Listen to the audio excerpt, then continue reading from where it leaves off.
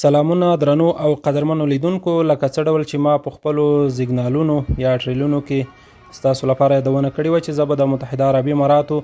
د بېلابېلو ویزو او د کاروبار د معلوماتو او بدلونونو په رابطه باندې معلومات درکوم. دا ځل غواړم چې هم د ګولډن ویزې په رابطه معلومات درکم او هم ورسره پخوا کې په متحده عربي اماراتو کې د جایدادونو، کورونو، اپارتمانونو او یا هم د هوټلونو، دکانونو د په اصطلاح د خپل ملکیت د اخیستلو په رابطه هم معلومات درکړم. طبیعي خبره ده په متحده عربي اماراتو کې که تاسو کور اخلئ یا دکان، هوټل، په اصطلاح جایداد او پراپرټیز اخلئ، نو تاسو ته خامخا بالکل ویزه درکول کیږي. نو ما د ډانوب کمپنۍ له مشرانو سره یا له مسؤلینو سره خبرې وکړې، ودي الاسریه سره یا گرین پراپرټیز په نوم چې دوی کوم هغه لري، همدا ډول ډانوب پراپرټیز، دغه سره ما خبرې وکړې. نو دوی ډیر ښکلي بېلابېل کورونه، ځمکني کورونه، اپارتمانونه چې په بلډینګونو کې موقعیت لري، د کاروبار لپاره هوټلونه چې ستاسو لپاره ایرانیسي او دکانونه،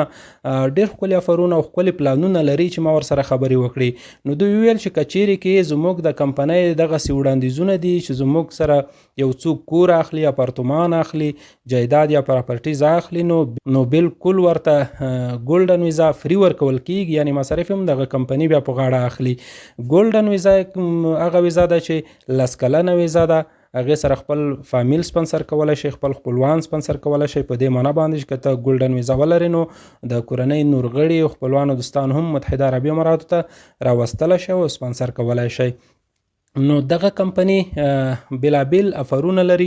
او چې یو ښه افر هم دا دی چې که چیرې کې ته جایداد اخلي، یو ځایي پیسو ورکولو توان که ونه لري، نو کولی شي چې په 2-3 کالونو کې دغه خپل پیمنټ یا خپلې پیسې دوی ته وصول کړي. موږ او تاسو په اصطلاح باندې په قسطوار شکل باندې، یعنی په قسطوار د میاشتنۍ که څومره ورکولی شي، د کال څومره ورکولی شي، په دغه ډول ته د خپل اخیستل شوي جایداد هغه پور خلاصولی شي چې هم درته ګولډن ویزا درکوي او هم نور سهولتونه لري. تاسو ته د ویزې سهولتونه بالکل په دې سره پیدا کیږي. نو دغه کمپنۍ یو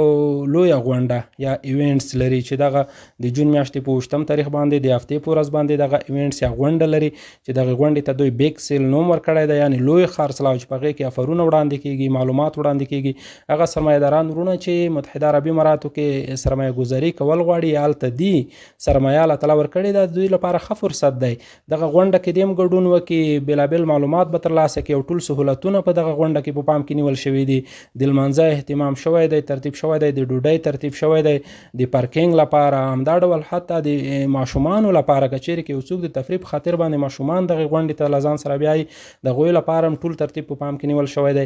نو د ډیرو معلوماتو لپاره دغه کوم واتساپ شمیره چې تاسو په سکرین باندې ګورئ، د همدې سره تاسو رابطه وکړئ، زیات معلومات به درکړي. بیا وایم چې په متحده عربي اماراتو کې که چیرې کې تاسو جایداد اخلئ، کور اخلئ، دکانو دغسې ملکیتونه اخلئ، نو بالکل په هغې سره متحده عربي امارات